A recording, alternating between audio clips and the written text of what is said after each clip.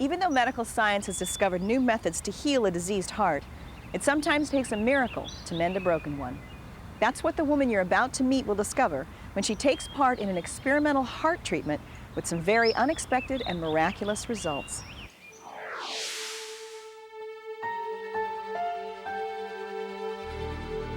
In October 1994, Eppie Simpson was diagnosed with a rare genetic heart disorder.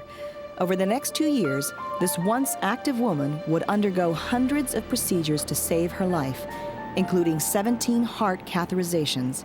The operations left her weak, her spirit depleted. And then in 1996, Eppie's heart was broken. Her husband died unexpectedly, and in her grief, she suffered a massive heart attack. From that point on, she was in constant pain, enduring 2 bypass operations and living on painkillers and drugs. By the time she arrived at the Cardiovascular Research Center at Johns Hopkins Hospital, under the care of Dr. John Resar, Eppie was desperate, but there was very little hope that her condition would improve. So how have you been feeling? Not good. Eppie had frequent episodes of chest pain, really with very minimal activity and often at rest. So as you could imagine, this type of constant chest pain is severely disabling, preventing her from doing any of the normal activities you and I would routinely perform. The only option left was a dangerous experimental surgery using lasers to drill new channels in Eppie's heart to improve her blood flow and hopefully save her life. Hi, Harold. Good to see you again. At the same time, another heart patient was looking for a miracle in his life. Harold Carmichael had also suffered a massive heart attack, and during emergency surgery, a balloon used to open his artery burst because of extreme calcium blockage. Harold was put on a diet of nitroglycerin pills. Normal heart surgery was out of the question. Harold was in a very similar position to Eppie. They had been hospitalized, they had had numerous procedures, and they were unable to do their daily activities. Luckily, Harold also qualified for the experimental procedure. I told Harold that there was another person in the program, and the two of them would be going through the process at about the same time. And I thought that it would be a good idea for them to get through this process together because it was new, it's never been done before at Hopkins, and it was pretty frightening, really, when you think that they're going to drill channels in a person's heart with a laser. The 2 heart patients agreed to meet in the coffee shop of a local hotel. I was nervous, and I'm a very shy person. I thought he was a kind man. He was very easy to talk to, and he made you not feel nervous.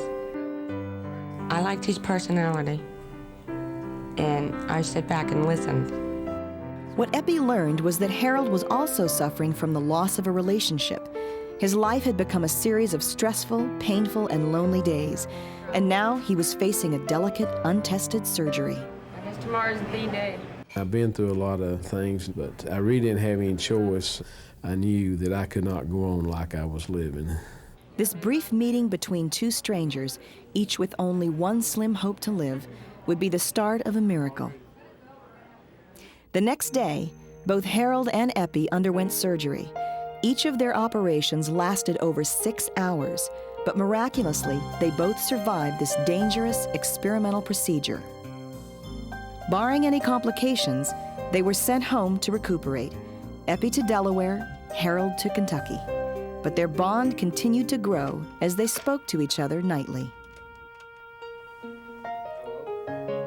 We're 2 people who had the same thing in common, and she'd call me about her problems, and I would talk to her, and it went from there.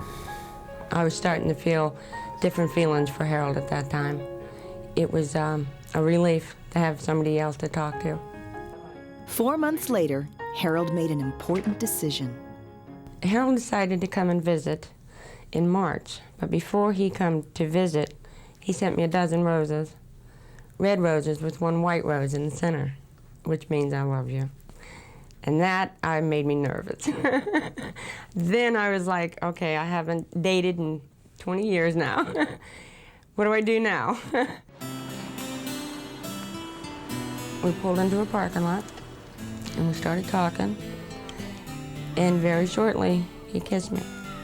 And I was very nervous. I was like a kid again. I haven't done that in a long time. One kiss, and I knew I was falling in love with him. I knew we were going to be together. Eppie and Harold returned to Johns Hopkins for their routine 6-month checkup, which turned out to be anything but routine. Harold surprised Eppie with a heart-shaped engagement ring and a proposal of marriage. Oh, Kathy, look at this. Oh my God, look at this diamond. I'm speechless. Harold just pulled out this ring and gave it to Eppie right there in front of all of us working in the lab. And it was very exciting. Eppie was absolutely thrilled by it. He gave me the ring, and he asked me, would I marry him? And I said yes. Even though they each had vowed never to remarry, Eppie and Harold were wed just 2.5 months later. What started out as a cure for their diseased hearts miraculously ended up fixing their broken hearts as well. They have not only improved their health, but they've found life partners, and to me that's a miracle. The best thing that happened to me since this procedure is Harold Carmichael, because we're meant for one another, and we have new hearts, and we're going to conquer many things together.